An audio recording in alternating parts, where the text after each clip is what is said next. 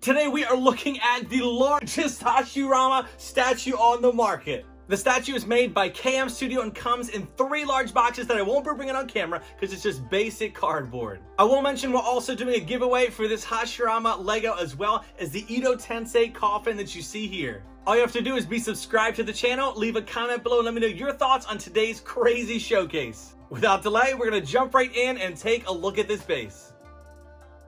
As expected, the base is super heavy and large, so I can't hold it up like I normally do, but we'll take a look at it on my Lazy Susan. On the front is the name plate in Chinese. Also, all along the trim of the base is the yellow markings with kind of a vine type of imprint that goes inside there.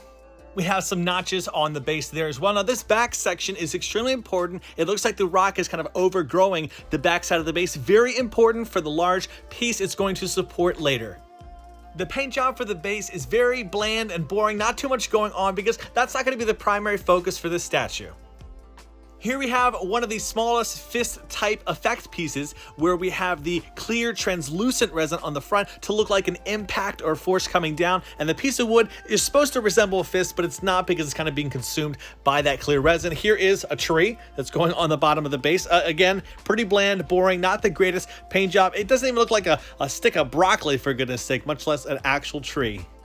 That is unfortunately going to be one of the themes with this review, where some pieces they spent a lot of time, attention, detail to, like this flower behind us is decently done, while other parts a little bit lazy. So I wanted to mention something. Sometimes they paint over the magnets on statues. Like for this one, the paint that was on top of the magnet allowed it to not stick together too well. So I took a quick knife, scraped it along the paint. It's not really damaging any parts you can see, but it allows the magnet to hit the magnet inside there a little bit better and stick more securely.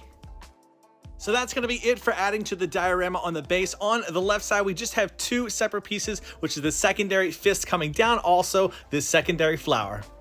Overall, a very bland and boring base, but that's okay because we are building up to support this giant piece that we see here. This is, of course, to bring to life Hashirama's 1000 hand jutsu that he uses in the series. This bad boy is packed in one box together. Super scared something was going to come broken. Thank goodness it did not. Now, I want to provide some close-up shots because I can't hold this one up to the camera again, but oh my gosh, can you imagine counting all these hands? You know what? In fact, if this video eventually gets, let's say, 10,000 likes on the video, I will literally make a follow-up video counting every single one of these hands. On the top of the front circular part here, we have a bunch of different notches. Thankfully, they're all made with different shapes and sizes, so there's going to be no confusion when keying in the fists later. Something super scary about this statue is if you put even but a little bit of force on the back side of it, it actually tips a little bit, so you got to be really careful about that. But we do have other pieces we're going to install. They're going to help it kind of sit more securely, have a little bit more confidence. This piece right here is going to be the first one. So we have the Buddhist theme humanoid that goes on the front of the statue, that notch on the bottom, as well as the one on the back is extremely important for mounting the back wooden piece that tips a little bit and keep it in there more securely. A lot more details was definitely added into these wood pieces. Also, this notch on the top of the head has something special that's going to go in there that the studio sculpted. To install it, thankfully for the last time, we have to tip the 1000 hands back a little bit to get it into place. As I mentioned, on the top of the head is that notch, and we have a 2-scale sized golem and wood dragon. I love it when studios give us something like this where it really gives you an idea for the scale of this statue. Like I had this one IF Studios Madara statue where we had a little itty bitty version of him in the top of the head where the jewel is. I wanted to do something super fun here, so I have this PNG image of Hashirama. What I'm going to be doing is scaling him down accordingly to the view we're looking at and putting him on top of the head so you can see how he would look here. We'll take a step back and see how he looks here as well. In this next one, he is going to be super tiny. So what I'm going to do is slow it down. He's going to look like a fly on the left side, but there we can see it. That is the scale of Hashirama standing on top of this massive, enormous jutsu. While the huge disc of hands in the back is impressive, it's going to be amazing what we're going to be doing here, which is bringing all this jutsu more to life with how they're going to be popping out. Each one has a unique notch as well as a steel rod on the bottom. This is a smooth surface because it's going to be rubbing up against some other fists, so you don't want it to have too much texture going on there. Here's some other ones we're going to be installing as well. These are the fists that go along the back, kind of accent everything that's going on. We have some much more larger ones to come. While I install the rest of these pieces here, I want to mention the engineering that went into the statue is absolutely legendary. I know there are a lot of kind of imperfections, or maybe they could have brought out some more details, especially with the paint job, but man, is this impressive to see how everything is supported and comes together. We'll get these other pieces installed on the right side. They're going to bring in a more fuller feel. This is the last of the smaller fists. It's actually going to be resting on some other bigger pieces in front of it later on.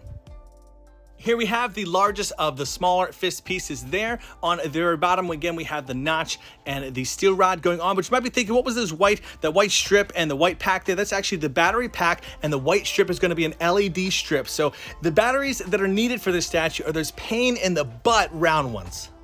There are 11 fists total, so 33 of those batteries will be needed. I have an amazing remedy or alternative to recommend we'll go through shortly. This is the clear resin piece that goes right on top of the fist that gives it that nice dynamic impact feel as if the fists were being thrown down on the ground. The alternative that we're going to be using for the round batteries is going to be made by none other than Fusion Reactors.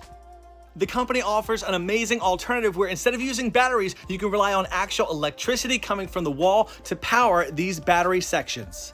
They have tons of pre-made kits, as well as custom ones can be made if you contact the owner. Very friendly, very thankful for his ability to create such an amazing kit for me, specifically for this statue. Forgive me in advance as I won't be using the technical proper terms, but this is the main hub where all the power supply is going into. Here is the plug that goes into the wall and goes into that hub. This is an example of what your batteries are going to be replaced with. We have the connector on the end that goes into this one over here, which has tons of different areas where all the different batteries are going to, while this goes to that main power hub as well. So with everything plugged in, we'll get that proxy electronic battery in. Immediately, you will notice the LEDs do turn on. Thank you so much, Fusion Reactor, for working with me to create this custom kit. I don't think I would have enjoyed the LEDs on the statue had I not been able to reach out to you and you work something out for me. So anyone that ever needs any work done with these small batteries, reach out. They will have a solution for your problem. I'll also put the links in the description for their social medias. Now we can see all 11 fists are coming together in the background. And lastly, we have that one piece I have to manually insert there that I said we had to leave out before. Absolutely incredible to see this piece come together. I love how the fists just feel like they're punching downward. That clear resin does help to give off that effect. Now let's next move into Hashirama. For some accessories, we have the dual wielding blades that Hashirama used versus Madara. Now, this one kind of reminds me of Zabuza's Executioner's Blade just a little bit. Great paint job to make it look like an actual steel or metal sword. These are made of resin. They aren't actual steel.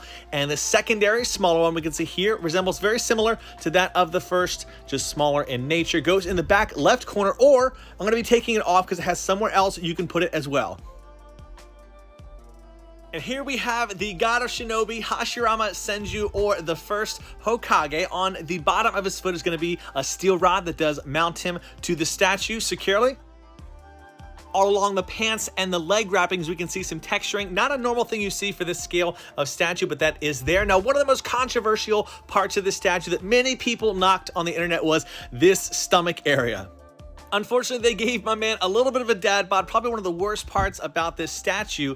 You can definitely see it from that side area, but all along the neckline, we'll see the Senju clan logo there on the armor section. If we spin this around back, we have that giant scroll. Definitely impressive. One of the largest scrolls I've seen. A little bit of a paint error on this right section. We can see how the black outline is not on that piece. I might fix that myself. I'm not too handy with paint, but I can definitely wrap my head around doing that one. But again, you can see that gut's just poking out there. So unfortunate, but thankfully, I mean, from a distance, you can't see a lot of this stuff. And here's the sword I said you can also mount into his hand if you want to. This is probably the way that I'm going to display it rather than having it in the background just sitting there.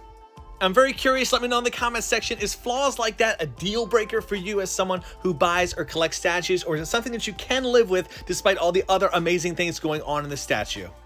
So we just saw the first head sculpt, which is obviously the Edo Tensei version, and this is the normal version of him in his sage mode. So for the other, the hair was flowing upward, while we have this one, which is flowing downward. Overall, the head sculpts they're okay. They're not amazing. They don't capture much emotion going on here. I want to bring in Cloud Studios Hashirama, which I reviewed a few weeks ago, probably actually a few months ago, and you can see the difference between the two. Definitely some quality upgrades in Cloud Studio. They're known to have that, while Cam Studio, there is a few areas that are lacking here. So clear Winter Cloud, but just want to showcase 2 head sculpts side by side.